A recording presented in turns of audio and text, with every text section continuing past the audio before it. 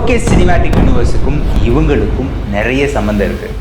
சொல்லப்போனால் கூடிய விரைவில் இவங்க எல்லாரும் LCU-க்குள்ள மாஸ் என்ட்ரி கொடுக்கறதுக்கான வாய்ப்பு இருக்குது. இஃப் டைரக்டர் லோகேஷ்க்கு நம்ம பாடியில் உற்பத்தி ஆகிற ஆனந்தமைடு அப்படின்ற கெமிக்கல் பற்றி தெரிஞ்சா கண்டிப்பாக இது நடக்கும். அப்புறம் என்னங்க தெரிய வைக்கிறதுக்காக தான் இந்த வீடியோ.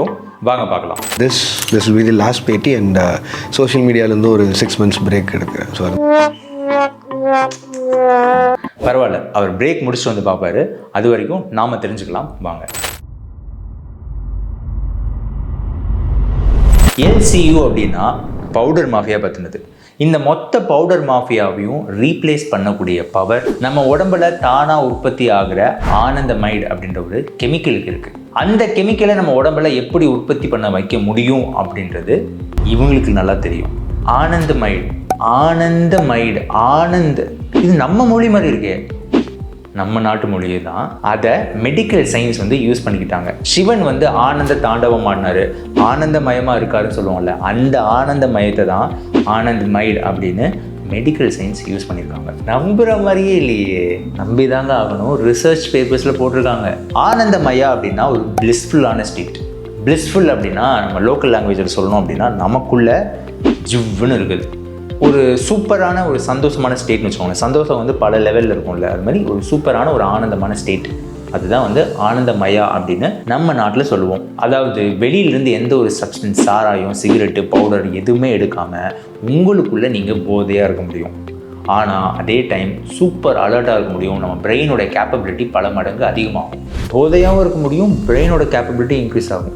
புதுசாக சொல்கிறாரு, நான் சொல்லலைங்க, சயின்ஸு சொல்லுது. நீங்கள் மரிவானா அப்படின்னு சொல்கிற கஞ்சா எடுத்துட்டீங்க அப்படின்னா அதில் கேனபினாய்ட்ஸ் அப்படின்ற ஒரு கெமிக்கல் இருக்குது. நீங்கள் கஞ்சா சாப்பிடும்போது அந்த கேனபினாய்ட்ஸ், அந்த கஞ்சா இலையில் இருக்க கேனபினாய்ட்ஸ் உங்கள் உடம்புல பல கோடி கேனபினாய்ட் ரிசெப்டர்ஸ் இருக்குது. முக்கியமாக உங்களோட பிரெயினில் பல கோடி கேனபினாய்ட் ரிசெப்டர்ஸ் இருக்குது. அந்த கேனபினாய்ட் ரிசெப்டர்ஸில் போய் கஞ்சாவில் இருக்க கேனபினாய்ட்ஸ் பைண்ட் ஆகும். இப்படி பைண்ட் ஆகும்போது தான் உங்களுக்குள்ள போதை உருவாகுது. பொதுவாக ஏன் போதையை தேடி மக்கள் போகிறாங்க அப்படின்னா, இது உலகத்திலே அதிக பக்தர்கள் கும்பிடக்கூடிய குலதெய்வம். அவங்களுக்குள்ள அது சந்தோஷத்தை கொண்டு வருது. அவங்களுக்குள்ள எவ்வளோ ஸ்ட்ரெஸ்ஸு, டென்ஷன், இரிட்டேஷன்ஸ் இது எல்லாமே இருந்தாலும் அது எல்லாத்தையும் தள்ளி வச்சுட்டு அவங்களுடைய பாடி, மைண்டு, எமோஷன்ஸ் இது எல்லாத்தையும் ரொம்ப லூஸாக மாற்றிடும். குறிப்பாக அவங்களுக்கு ஃபிசிக்கலாக அவங்க பாடியில் பெயின் இருந்தால் கூட அந்த பெயின் கூட அவங்களுக்கு தெரியாது. தனக்குள்ளே ஏற்பட்ட stress, tension, irritations, physical pain இதெல்லாம் தீர்த்துக்கிறதுக்கு வழி தெரியாமல் தான் பல கோடி மக்கள் இந்த போதையை ஒரு சொல்யூஷனாக நினச்சி இதுக்கு பின்னாடி போகிறாங்க. அது மட்டும் இல்லாமல் மனிதர்களுக்கு இயற்கையாகவே பிளிஸ்ஃபுல்லாக வாழணும் அப்படின்ற ஒரு நோக்கம் அவங்களுக்கு இயற்கையாகவே இருக்குது. ஏன்னா நமக்குள்ள பல கோடி கேனபினாய்ட் ரிசெப்டர்ஸ் இருக்குது. இவங்க எல்லாருமே தனக்கு கேனபினாய்ட்ஸ் வேணும் அப்படின்னு காத்துக்கிட்டு நமக்குள்ளே உட்காந்துருக்காங்க. இதனால தான் பல கோடி மக்கள் பல ஆயிரம் வருடங்களாக போதையை நோக்கி போய்கிட்டே இருக்காங்க.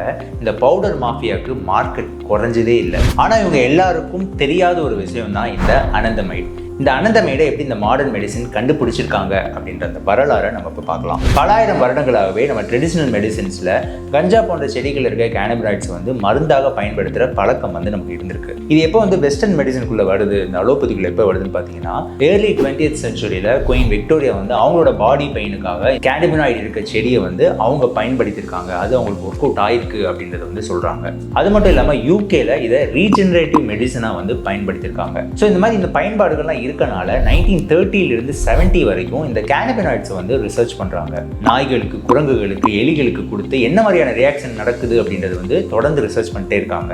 இதற்கு நடுவில் இந்த கேனபினாய்ட்ஸோட சைடு எஃபெக்ட்ஸும் உங்களுக்கு தெரிய வருது. இதனால பல நாடுகளில் இந்த இல்லீகலா தடை பண்ணி வைக்கிறாங்க. தொடர்ந்து இந்த ரிசர்ச் நடந்துட்டே இருக்கு. மிட் 1980s பார்த்தீங்கன்னா ஆச்சரியப்படுற மாதிரி ஒரு ரிசல்ட்ஸ் வருது. அது என்னன்னு பார்த்தீங்கன்னா, நம்ம உடம்புலேயே பல கோடி கேனபினாய்ட் ரிசெப்டர்ஸ் இருக்குது அப்படின்றத கண்டுபிடிக்கிறாங்க. அதுக்கப்புறம் பல வருடங்கள் ரிசர்ச்க்கு அப்புறம் நம்ம உடம்பே எண்டோஜீனியஸ் கேனபினாய்ட்ஸை உற்பத்தி பண்ணுது அப்படின்றத கண்டுபிடிக்கிறாங்க. அப்படி அவங்க கண்டுபிடிச்ச ஃபர்ஸ்ட் எண்டோஜீனியஸ் கேனபினாய்டு பேர் தான் ஆனந்தமைடு அப்படின்னு நம்ம இந்திய மொழிகளில் இருக்க வார்த்தையை பயன்படுத்தி அந்த பேரை அவங்க சூட்டுறாங்க. ஸோ கஞ்சா போன்ற செடிகளிலிருந்து வர கேனபினாய்டுக்கு பேர் THCன்னு சொல்லுவோம். நம்ம உடம்புலேயே உற்பத்தி ஆகிற அந்த எண்டோஜீனியஸ் கேனபினாய்டுக்கு பேர் ஆனந்தமைடுன்னு சொல்கிறோம். இதை தான் நம்ம நாட்டில் பல ஆயிரம் வருடங்களாக நம்ம யோகிகள் சொல்லிட்டு இருக்காங்க. சாமி, நீ எதையுமே தேடி போக தேவையில்லை, உன் உடம்புலேயே இதை உற்பத்தி பண்ண முடியும், அதற்கான பல வழிமுறைகள் இருக்குது, அந்த வழிமுறைகள் இதுதான் அப்படின்னு நமக்கு சொல்லி கொடுத்துட்டு போயிருக்காங்க. அதை தான் நம்ம யோகா அறிவியல்னு சொல்கிறோம். சரி, இந்த கேனபினாய்டு ரிசெப்டர்ஸ் நம்ம உடம்புல பல கோடி இருக்குது அப்படின்றத கண்டுபிடிச்சிருக்காங்க. எண்டோஜினியஸ் கேனபினாய்டை உடம்பே உற்பத்தி பண்ணுது அப்படின்றதையும் கண்டுபிடிச்சிருக்காங்க. ஆனால் யோகா பண்ணுறது மூலிமா இந்த எண்டோ கேனபினாய்டு உருவாகுது அப்படின்றத எப்போ கண்டுபிடிச்சாங்க கேட்குறீங்களா? அதற்கான ரிசர்ச் பேப்பர் தான் இப்போ நீங்கள் பார்க்குறது. ஈஷா யோகா பயிற்சிகள் செய்யும் பொழுது நம்ம உடம்பில் எண்டோ கேனபினாய்ட்ஸ் அப்படின்ற ஆனந்தமைடு அதிகப்படியாக உற்பத்தி ஆகுது அப்படின்றத கண்டுபிடிக்கிறாங்க. அப்படின்னா பிளிஸ்ஃபுல்லாக அவங்க இருக்காங்க அப்படின்றத ரிசர்ச்சில் நிரூபிச்சிருக்காங்க. அது மட்டும் இல்லாமல் இந்த பயிற்சிகள் செய்கிறது மூலிமா BDNF brain derived neurotrophic factor அப்படின்றது அதிகமாக உற்பத்தி ஆகுது. இதன் மூலிமா நம்மளோட பிரெயினோடைய கேப்பபிலிட்டி அதிகமாகுது அப்படின்றதையும் கண்டுபிடிச்சி ரிசர்ச்சில் சொல்லியிருக்காங்க. கஞ்சா செடியிலேருந்து வர THC கேனபினாய்டுக்கும் நம்ம உடம்பே உற்பத்தி பண்ணுற எண்டோஜினியஸ் கேனபினாய்டான ஆனந்தமைடுக்கும் என்ன வித்தியாசம்னு கேட்டிங்கன்னா, கஞ்சா போன்ற செடிகளிலேருந்து வர கேனபினாய்டு எடுத்துட்டோம் அப்படின்னா நம்ம ப்ளசண்ட்டாக இருக்கும், சந்தோஷமாக இருக்கும். ஆனால் நம்ம மூளை மழுங்கி போயிடும். அது மட்டும் இல்லாமல் நமக்கு அடிக்ஷன் உருவாகும். அடிக்ஷன் உருவாச்சுன்னா நம்ம நிறைய எடுத்துக்கணும்னு தோணும். நிறைய எடுத்துக்கிட்டோம் அப்படின்னா ஆர்கன் ஃபெயிலியர், அதுக்கப்புறம் என்னென்ன வரும், கடைசி எப்படி முடியும் அப்படின்னு உங்களுக்கு எல்லாத்துக்குமே தெரியும். ஆனால் நம்ம உடம்பே இந்த எண்டோஜினியஸ் கேனபினாய்டு உற்பத்தி பண்ணும்போது நம்ம ப்ளசண்ட்டாக இருப்போம், பிளிஸ்ஃபுல்லாக இருப்போம். At the same times no side எஃபெக்ட்ஸையும் தாண்டி நமக்கு பாசிட்டிவ் இம்பேக்ட்ஸ் தான் நடக்குது அப்படின்றதையும் ரிசர்ச்சில் நிரூபிச்சிருக்காங்க. ஒன்று, நம்மளுடைய BDNF நம்ம பிரெயின் டிரைவ் நியூரோ ஃபேக்டர்ஸ்லாம் அதிகமாகுதுன்னு சொல்கிறாங்க. இதனால நம்ம பிரெயினோடைய கேப்பபிலிட்டி பல மடங்கு அதிகமாகும் அப்படின்றதையும் சொல்கிறாங்க. அது மட்டும் இல்லாமல் பிரெயினில் இருக்க நியூரான்ஸ்குள்ளான கம்யூனிகேஷன்லாம் சூப்பராக நடக்குது அப்படின்னு சொல்கிறாங்க. ஸோ சூப்பர் அலர்ட்டாக பிரெயின் நல்லா வேலை செய்யும், அதே சமயம் பிளிஸ்ஃபுல்லாக ப்ளசண்ட்டாகவும் இருக்க முடியும் அப்படின்றத சில யோக பயிற்சிகளை ரிசர்ச் பண்ணுறது மூலிமா நிரூபிச்சிருக்காங்க மாடர்ன் சயின்ஸ். இப்போ சொல்லுங்கள், LCU-க்கு எண்டே இல்லைங்க. மார்க்கெட்டில் டிமாண்ட் இருக்க வரைக்கும் எவ்வளோ பெரிய பவர்ஃபுல்லான ஹீரோ வந்தாலும் அவ்வளோ பவர்ஃபுல்லான வில்லன்கள் வந்துக்கிட்டே தான் இருப்பாங்க.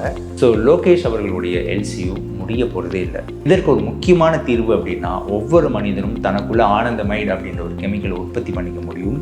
இதன் மூலிமா அவங்க பிளிஸ்ஃபுல்லாகவும் இருக்க முடியும், அதே சமயம் இன்னும் அறிவார்ந்த சமூகத்தை உருவாக்க முடியும் அப்படின்ற ஒரு பாசிபிலிட்டி இருக்குது.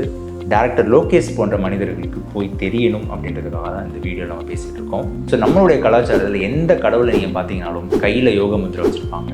அவங்க உட்கார்ந்துருக்கிறது போஸ்டர் பார்த்தீங்கன்னாலும் அடுத்த சித்தாசனால உட்காந்துருப்பாங்க. ஸோ யோகத்துடைய அடிப்படையில் தான் இங்கே கடவுள்களையும் நம்ம பார்க்குறோம். அப்படிப்பட்ட யோகிகள் தான் இங்கே பல கோவில்களையும் உருவாக்கியிருக்காங்க. இதனுடைய நோக்கம் என்னன்னு பார்த்தீங்கன்னா, மனிதர்கள் அவங்களுக்குள்ள நல்ல உயர்ந்த நிலையில் வாழணும் அப்படின்றத ஒரு நோக்கம். காலப்போக்கில் பல விஷயங்கள் மூட நம்பிக்கையாக மாறிடுச்சு. பல செயல்கள் இன்னும் நம்பிக்கையாகவே பார்க்கப்படுது. ஆனால் இதோடைய அடித்தளம் அறிவியல் பூர்வமானது. அதற்கு இந்த ஆனந்தமைடு அப்படின்றது ஒரு பெரிய உதாரணம். ஐன்ஸ்டீன் அகத்தியோட கண்டென்ட்லாம் உங்களுக்கு பிடிச்சிருக்கு, எங்கள் கூட சேர்ந்து நீங்கள் ஒர்க் பண்ணணும் அப்படின்னா, ஐன்ஸ்டீன் அகத்தியர் இஸ் ஹையரிங் அப்படின்ற ஒரு வீடியோ நம்மளுடைய சேனலில் போஸ்ட் பண்ணியிருக்கோம். அதை நீங்கள் பாருங்கள். Content writers, social media managers, editors, ஆங்கர்ஸ்க்கான அப்ளிகேஷன்ஸ் ஃபார்ம்ஸ்லாம் அந்த வீடியோட டிஸ்கிரிப்ஷன் கமெண்ட்ஸ்லேயே இருக்கும். நீங்கள் அப்ளை பண்ணலாம். நாம் எல்லோரும் சேர்ந்து ஒர்க் பண்ணுறதுக்கான ஒரு நல்ல வாய்ப்பு. அடுத்த வீடியோவில் சந்திக்கலாம். நன்றி, வணக்கம்.